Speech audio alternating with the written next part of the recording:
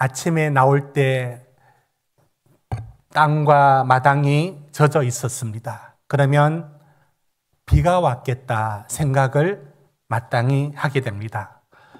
밤에 비가 온 줄 본 적도 없는데 지금 내린 땅이 축축이 젖어 있을 때에 비가 왔다라고 우리가 추측하는 것은 합리적인 추측입니다. 아닐 수도 있지 않습니까? 스프링쿨러가 터졌거나 아파트 지하실에 보일러가 터졌거나 소방서에서 와서 물을 뿌렸을 수도 있지 않습니까? 그런데 나무 가지에도 물이 있더라. 이렇게 되면 이건 비가 내린 게 틀림없다라고 비가 온 걸 본 적도 없는데 비가 왔다라는 말을 할 수 있습니다. 우린 이와 같이 부활에 대해서도 볼 수도 없고 본 적도 없고 과학도 상식도 경험도 보여줄 수 없지만 그 결과를 보고 이건 부활이야. 부활이 있었으니 그럴 수밖에 없었어라고 추측할 수 있습니다. 이런 방법들을 우리가 귀추법이라고 말합니다. 먼저 그림을 한번 보여주십시오.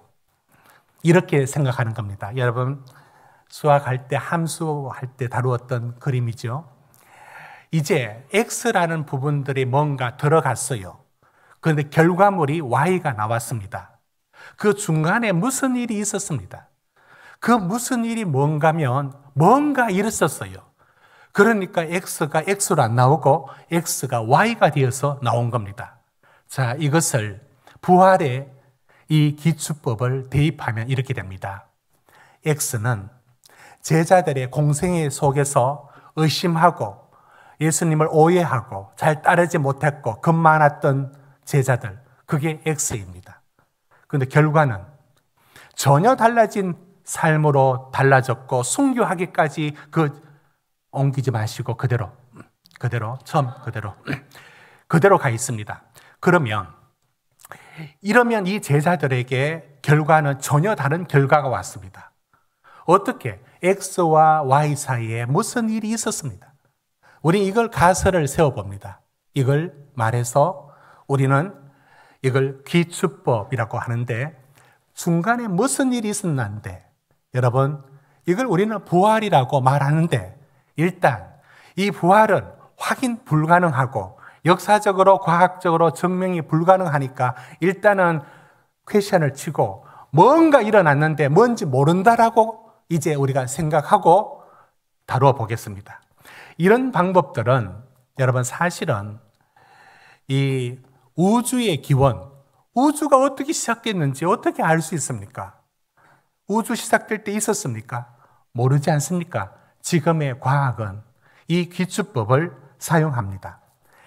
그게 바로 이런 방식인데요. 빅뱅, 그러니까 우리 우주의 기원을 빅뱅으로 설명합니다. 대폭발로.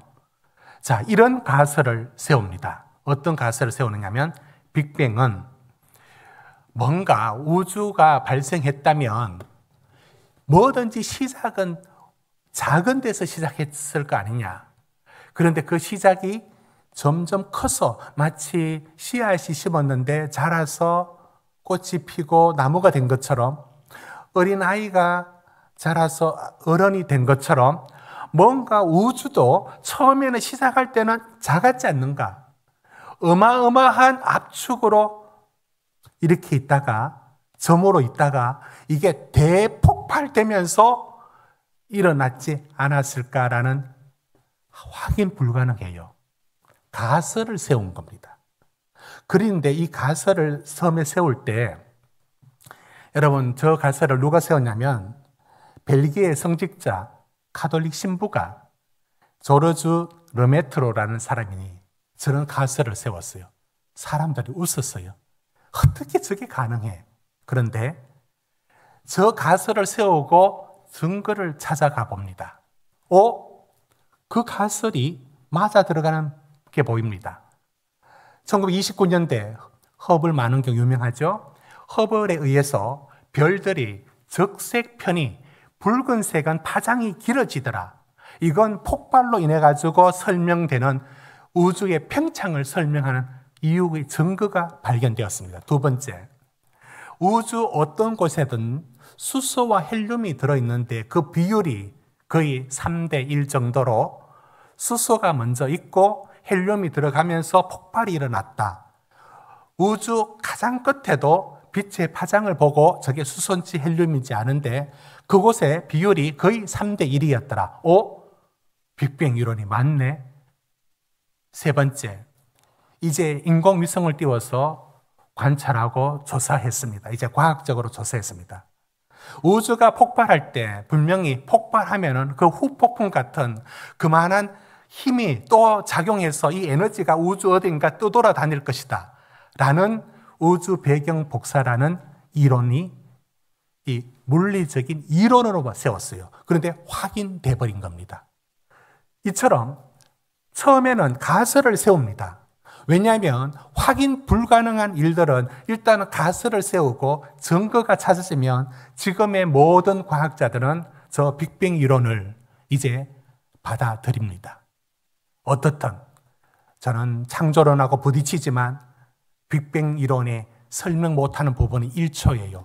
어떻게 그 점으로 있던 게 우주로 팍 뻥튀기 됐는데 그 1초를 설명을 못한다고 합니다. 이렇게 설명하면 되잖아요. 하나님이 말씀하시기를 빛이 있으라 하시니 빛이 있었다. 이렇게 설명하면 될 텐데 아무튼 빅뱅 이론은 지금의 모든 과학자들은 다 받아들입니다. 그러나 처음에는 확인 불가능하니까 가설을 세웠습니다. 자, 제가 이렇게 말씀을 드리는 이유는 지금 이제 제가 부활에 대한 증거를 우리는 확인할 수가 없습니다. 그러면 가설을 세울 수밖에 없습니다.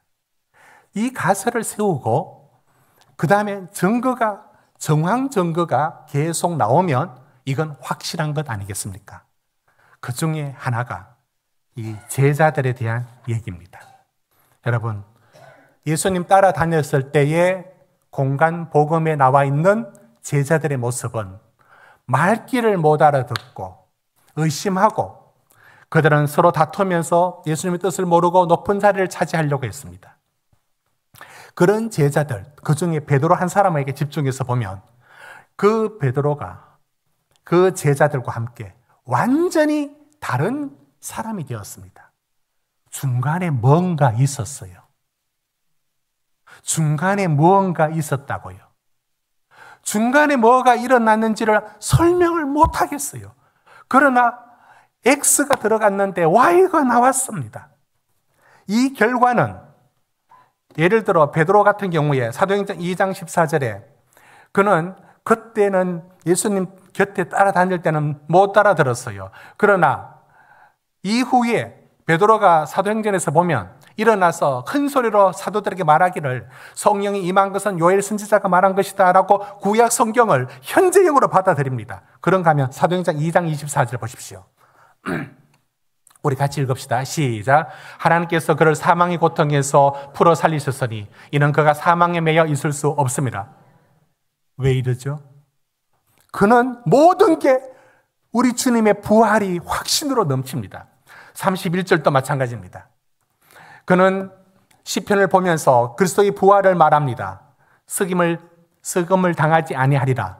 시편을 전에 읽을 때는 그게 무슨 말인지도 못 알아들었는데 이제는 시편을 읽고서도 주님의 부활을 믿게 됩니다. 32절 보십시오. 이 예수를 하나님이 살리신지라 베드로는 건들면 우리 주님이 살아났다라고 말을 합니다. 주님을 3번이나 부인했던 베드로가 어떻게 이런 모습으로 변화되었을까요? 왜 X였는데 Y가 되었을까요? 중간에 뭔가 일어났습니다. 우린 그걸 부활이라고 말을 합니다. 이것뿐입니까? 저는 이제 3가지를 제시하고자 하는데 이것은 도저히 뭔가 큰일이 일어나지 아니하고는 바뀔 수 없는 절대 바꿔지지 않는 일들이 일어납니다. 이 3가지를 제가 여러분들에게 전합니다. 첫째, 우리 같이 한번 읽어주십시오. 첫째, 시작. 예수님을 주 곧 하나님이라 불렀다. 여러분, 유대인이었던 제자들, 대부분이 유대인입니다. 그들이 가졌던 가장 깊은 생각은 이 하나님은 유일신이에요. 이걸 신명기 6장 4절에 이렇게 말합니다. 이스라엘아 들으라. 우리 하나님 여호와는 오직 유일한 여호와이시니 철저하게 그들은 일신론, 오직 하나님은 한 분이다. 하나님은 한 분이다. 이게 그들의 신앙의 근간을 이룹니다. 이건 수천 년 내려왔고 그들에게는 한 번도 의심할 수 없는 가장 중요한 사실입니다. 이 사실을 유대인이었던 제자들이 이걸 철저하게 믿고 있었습니다. 여러분, 우리 사도행전 할 때 다루었지만 사울이 왜 예수 믿는 사람을 잡아넣는지 아십니까? 그건 다른 이유가 있겠지만 제일 기분 나쁘고 못 참았던 게 있습니다. 사람들이 예수를 하나님이라 하는 거예요. 사울 눈에는 이런 이 돌로 쳐 죽일 놈들, 왜? 하나님이 한 분인데 어떻게 예수가 하나님이라 하느냐라는 말을 가장 기분 나쁘게 들었습니다. 그래서 그는 다메섹으로 올라가면서까지 예수 믿는 자를 잡아 넣으려고 했습니다. 그런데 사울이 그랬고 제자들이 바뀌어졌어요. 유대인은 절대로 하나님 외에 누구라도 하나님이라고 부르지 않습니다. 그런데 그 모든 유대인이었던 제자들이 예수를 하나님이라 불러요. 이건 도저히 일어날 수 없는 일. 뭔가 어마어마한 일이 일어나지 않으면 이런 변화는 일어날 수가 없습니다. 요한복음 20장 28절 보십시오. 도마가 이런 말을 합니다. 나의 주님이시여 나의 하나님이시니다. 여러분, 우리는 쉽게 저 말을 읽죠. 그러나 유대인들은 저 말을 죽었다 깨어나도 못합니다. 어떻게 하나님 외에 다른 사람을 두고 하나님이라 말할 수 있습니까? 이거는 그들의 신앙에서 도저히 바뀔 수 없는 부분입니다. 사도행전 2장 36절 보십시오. 그들이 이 예수를 하나님이 주와 그리스도가 되게 하시느니라. 여러분, 주 하니까 쉽게 짧으니까 지나가는데 저 주가 뭔지 아십니까? 퀴리오스. 주가 하나님이에요. 여러분, 구약에 여호와라는 이름이 나오면 하나님의 이름을 감히 어떻게 이름을 부를 수 있어? 해서 하나님이란 여호와라는 이름을 부르지 않고 주로 바꾸어서 불렀어요. 그게 주라는 이름이 나온 배경입니다. 그런데 예수를 보고 주님이라 말할 때 그건 하나님이라고 말을 하는 겁니다. 여러분, 빌립보서 2장에 이런 말씀은 놀랍고 놀라운 얘기입니다. 보십시오. 빌립보서 2장 6절 제가 읽겠습니다. 그는 근본 하나님의 본체시나 하나님과 동등됨을 취할 것으로 여기지 아니하시고 오히려 자기를 비워 종의 형체를 가지사 사람들과 같이 되셨고 사람의 모양으로 나타나서 자기를 낮추시고 죽기까지 복종하셨으니 그 십자가에 죽으심이라. 자, 9절부터 11절까지 같이 읽습니다. 시작. 이러므로 하나님이 그를 모든 이름 위에 뛰어난 이름을 주사 하늘에 있는 자들과 땅에 있는 자들과 땅 아래에 있는 자들로 모든 무릎을 예수의 이름에 꿇게 하시고 모든 입으로 예수 그리스도를 주라 시인하여 하나님 아버지께 영광을 돌리게 하셨느니라. 예수 그리스도를 뭐라고 시인하도록 했습니까? 주라고, 하나님이라고. 여러분, 예수를 하나님이라고 유대인이었던 제자들이 그 말이 입에 떨어진다는 것은 뭔가 어마어마한 일이 일어나지 아니하고는 이런 호칭의 변화를, 하나님의 이름을 예수에게 적용할 수가 없습니다. 뭔가 일어났습니다. 이건 합리적인 추론입니다. 절대 바꿀 수 없는 유일신 신앙이, 여러분 지금 유대교가 기독교를 어떤 눈으로 보는지 아십니까? 이단처럼 봅니다. 왜? 성부, 성자, 성령. 신을 어떻게 세 명을 갖다 놓고 유일신에 기초하는 유대교 입장에서 기독교는 이렇게 이단처럼 보입니다. 그들은 삼위일체를 가장 싫어합니다. 그 당시에 제자들이 예수를 하나님이라 말했습니다. 여러분은 이 X와 Y 그 중간에 뭔가 일어났다는 생각을 하지 않을 수 없지 않습니까? 두 번째, 도저히 바뀔 수 없는 것 중 하나가 이겁니다. 우리 같이 한번 읽어주십시오. 시작. 여러분, 안식일이 어제 만들어진 게 아니고 수천 년 전부터 그들의 신앙의 출발부터 안식일이었어요.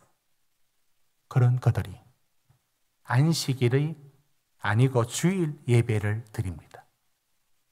어떤 사람은 착각을 해요. 그게 로마의 콘스탄티 대제에 의해서 일요일이 공휴일이 되었다라고 말하는데 그건 나중 일이고 300년 이후부터 일이고 그 전의 얘기입니다. 그 전부터 성경에서 안식일이 아니고 안식 후 첫날인 모임, 주의 날, 주님의 날의 모임입니다.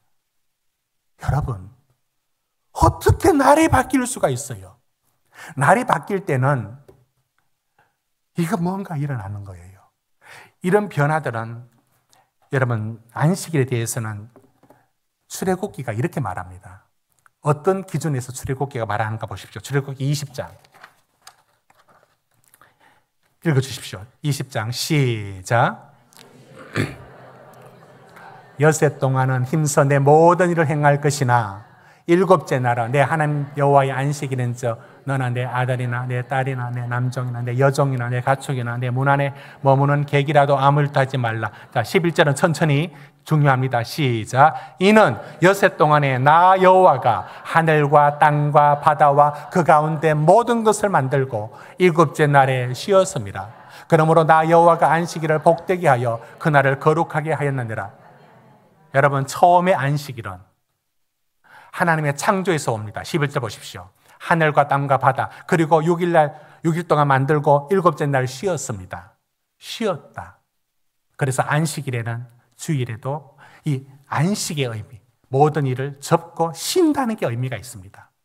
이 안식일의 의미가 창조에 의해서 왔습니다. 우리 하나님의 창조, 그리고 일곱째 날 쉬었다는 데서 왔습니다. 그런데 신명기에 가서는 이 어떤 변화가 일어나는데 안식일을 창조 때문에 아니고 다른 이유 때문에 지킨다고 의미가 확장됩니다. 그 안식이 사라지는 게 아니라, 쉼이 사라지는 게 아니라 신명기 5장 보십시오. 이렇게 되어 있습니다. 엿새 동안 힘써 내 모든 일을 행할 것이나 14절 일곱째 날은 이렇게 해서 안식해라. 이유 15절 같이 읽습니다. 시작. 너는 기억하라. 내가 애굽 땅에서 종이 되었더니 네 하나님 여호와가 강한 손과 편팔로 거기서 너를 인도하여 내었나니 그러므로 내 하나님 여호와가 내게 명령하여. 여러분, 뭐가 달랐던지 아십니까? 출애굽기에서는 안식을 하나님이 쉬셨으니까 쉬어라 라는 쉼으로 의미를 가져왔습니다. 그런데 신명기에서는 뭐라고 얘기하느냐면 너희가 종되었던 애굽에서 나왔다. 말씀 그대로 놔두십시오. 종되었던 땅에서 왔다. 그래서 쉬었다. 그래서 너희를 구원했다. 창세기에서의 창조에서 신명기에서는 구원하신 이야기 때문에 의미로 안식일을 지키라고 의미가 확장됩니다. 여러분, 제가 질문합니다. 저 출애굽기와 신명기에 중간에 무슨 일이 있었습니까? 무슨 일이 있었는지 아십니까?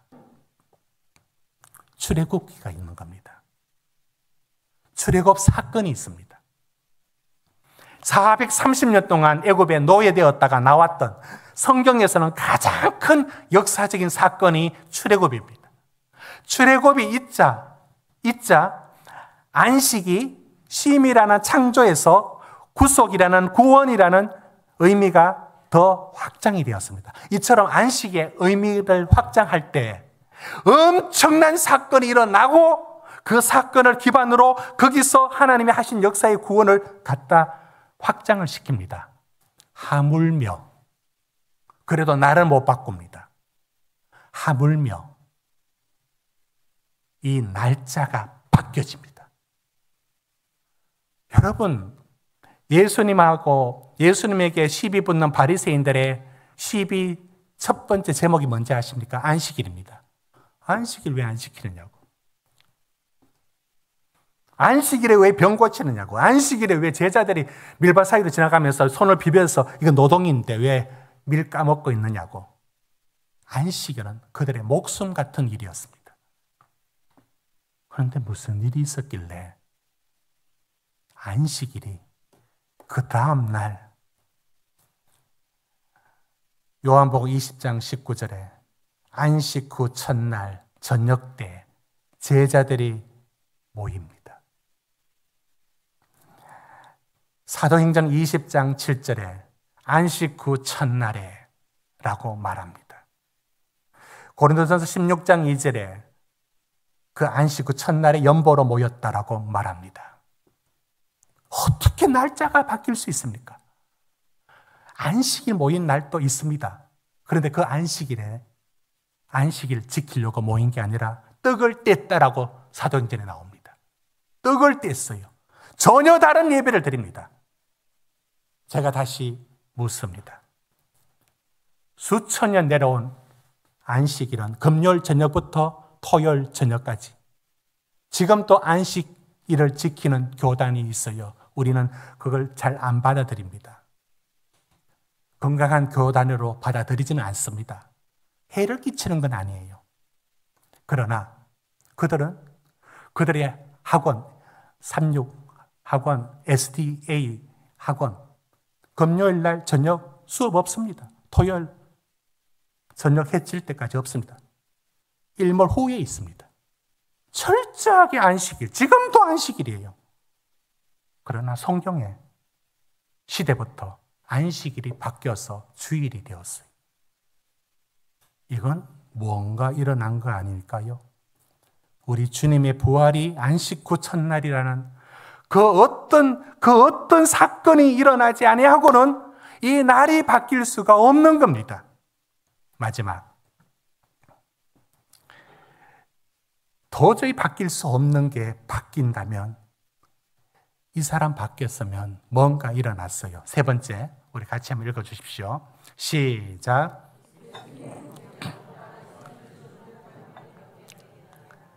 여러분, 예수님에게 동생이 있었다는 거 아십니까? 그의 남동생, 여동생들이 있었습니다.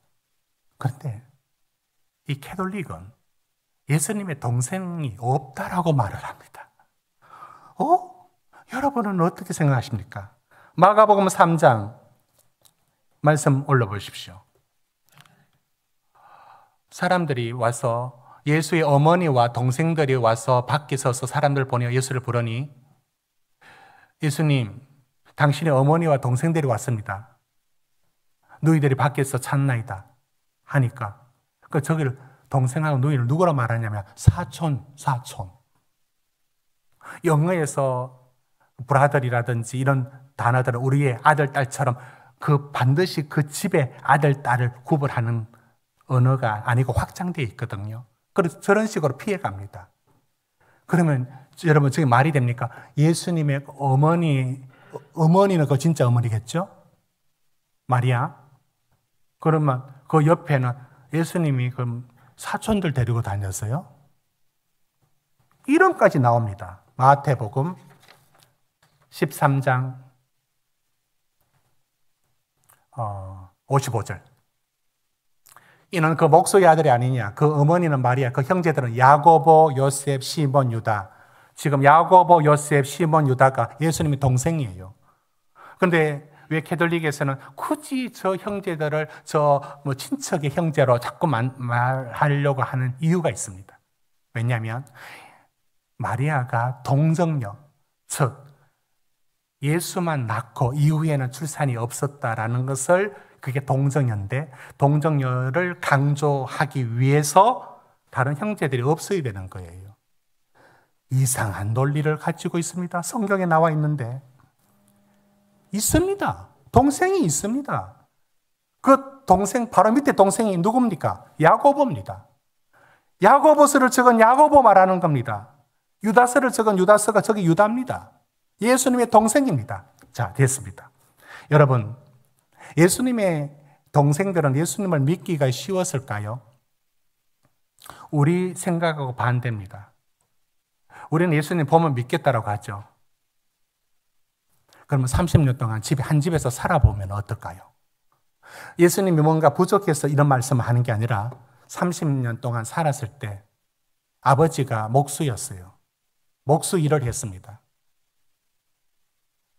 예수야, 여기 붙들어라. 야고보, 너 이리 와. 여기 붙들어. 만약에 톱이 그때 있었으면 뭔가 할 때 동생도 같이 예수와 함께 같이 일을 도왔을 거 아니겠습니까? 분명히 같은 가족이었어요.